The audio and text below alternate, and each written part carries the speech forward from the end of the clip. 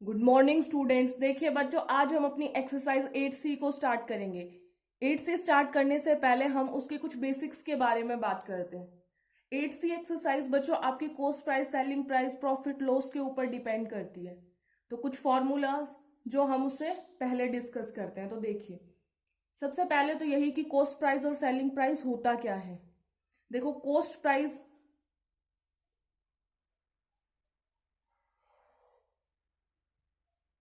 को short form में हम क्या लिखते हैं बच्चों? CP।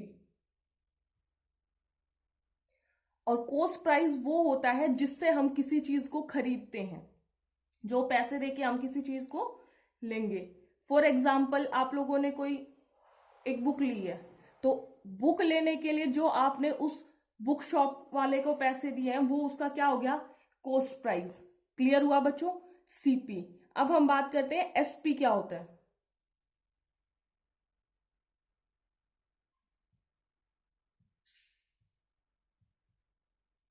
देखिए, सेलिंग प्राइस को आप क्या कहोगे बच्चों? SP। मान लीजिए आप बुक शॉप से एक बुक लेके आ गए, लेकिन आपको आपकी किसी दोस्त ने कह दिया कि ये बुक मुझे दे दो, तो आप वो बुक उसे दे देते हो, तो वो होगा उसका सेलिंग प्राइस। अब वो डिपेंड करता है आप पे कि आप उसे प्रॉफिट में देते हो या लॉस में देते हो या जो भी। देखिए, जब आप कोई चीज महंगी खरीदते हो और सस्ती बेचते हो तो आपको लॉस होता है। और अगर कोई चीज आप सस्ती खरीदते हो और महंगी बेचते हो तो वो आपका प्रॉफिट होता है। तो प्रॉफिट के लिए क्या होगा? ऑब्वियस सी बात है, सेलिंग प्राइस ज्यादा होगा और कॉस्ट प्राइस कम होगा। क्योंकि आपको प्रॉफिट तभी होगा, कोई चीज आपने सस्ती खरीदी और महंगी बेची, तो जो प्राइस में आपने उसको बेची उसमें से जो प्राइस में आपने खरीदी वो माइनस कर दे, तो वो उसका क्या होता है बच्चों? प्रॉफिट होता है। ऐसे ही लॉस की अगर बात करें, तो अगर आपने क्या किया, कोई चीज महंगी खरीद ली लेकिन बेचा सस्ते में, तो वो आपको लॉस होगा। तो cost price minus selling price आपके पास लॉस का फॉर्मूला हो गया। अब हम बात करते हैं इन्हीं दो फॉर्मूला, प्रॉफिट और लॉस के फॉर्मूले से ही आप सेलिंग प्राइस और कॉस्ट प्राइस निकाल सकते हो। कैसे? देखो, देखिए बच्चों, मान लीजिए आपको प्रॉफिट गिवन है और सेलिंग प्राइस गिवन है। अगर आपको कॉस्ट प्राइस निकालना है तो आप कैसे निकालोगे? आपको प्रॉफिट भी गिवन है और सेलिंग प्राइस भी गिवन है। कॉस्ट प्राइस के लिए आप क्या करोगे? ये यहां प्लस का SP माइनस प्रॉफिट। ठीक है बच्चों, क्या किया हमने? कॉस्ट प्राइस आपके पास इधर था, इधर लेके आए प्रॉफिट के साथ, तो प्लस में हो गया, और प्रॉफिट वहां जाके किस में हो गया बच्चों? माइनस में। तो सेलिंग प्राइस में से अगर प्रॉफिट को माइनस कर देते हैं तो आपके पास क्या आ जाएगा? Cost price. ठीक है, अब हम बात करते हैं कि अगर हमें लॉस हो तो हम कॉस्ट प्राइस कैसे निकालेंगे। अगर आपको लॉस हो जाए तो कॉस्ट प्राइस होगा, वो होगा लॉस। अगर आपको कॉस्ट प्राइस निकालना है कब? जब लॉस हो। तो क्या करोगे आप? सेलिंग प्राइस जो यहां माइनस का है, ये इधर आके किसका हो जाएगा बच्चों? प्लस का, सेलिंग प्राइस। ठीक है, अगर हमें क्या निकालना है बच्चों? सेलिंग प्राइस निकालना है कब? जब हमें प्रॉफिट हो। जब हमें प्रॉफिट होगा तो सेलिंग प्राइस का फॉर्मूला होगा, वो होगा प्रॉफिट प्लस में कॉस्ट प्राइस।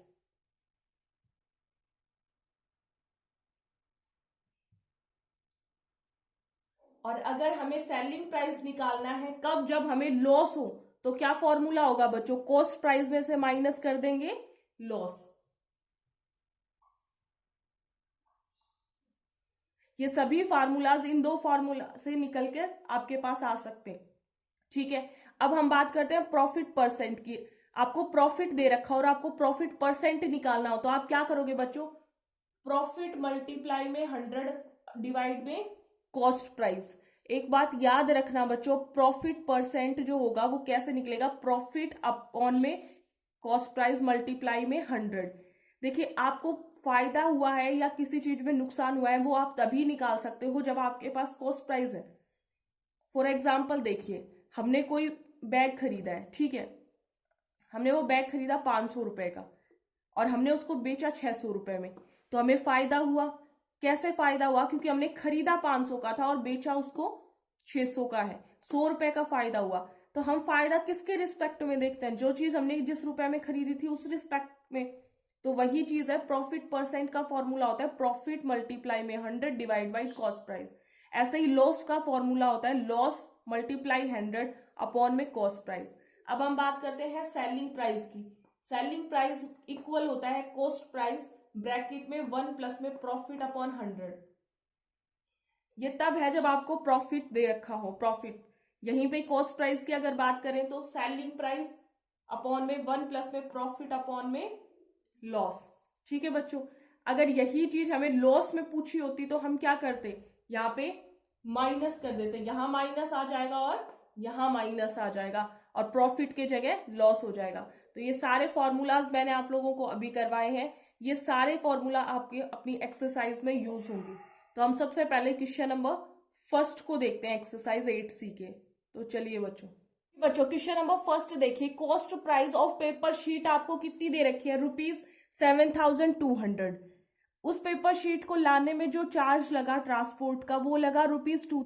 फिर बच्चों वो बॉक्सेस उस पेपर शीट से क्या बनाए गए, बॉक्स बनाए गए। ठीक है, तो जो कमल ने बॉक्सेस बनाए थे उसके लिए बनवाए थे उसके लिए कितने रुपए दिए उसने, ₹600। तो बच्चों टोटल जो कॉस्ट प्राइस है वो कितनी होगी, 7200 प्लस में 20 plus 600 which is equal to ₹8,000। 8,000 रुपए बच्चे उसने किस पे खर्च कर दिए, उस पेपर शीट पे, उसको पेपर शीट को लाने में और बॉक्सेस बनवाने में। मतलब ये उसका टोटल कॉस्ट प्राइस हो गया। अब सेलिंग प्राइस दे रखा है 1 बॉक्स का 28, हमें तो 330 का बॉक्सेस के लिए निकालना है। मतलब इनका क्या कर देंगे बच्चों, मल्टीप्लाई कीजिए 28 को किससे, 330 से।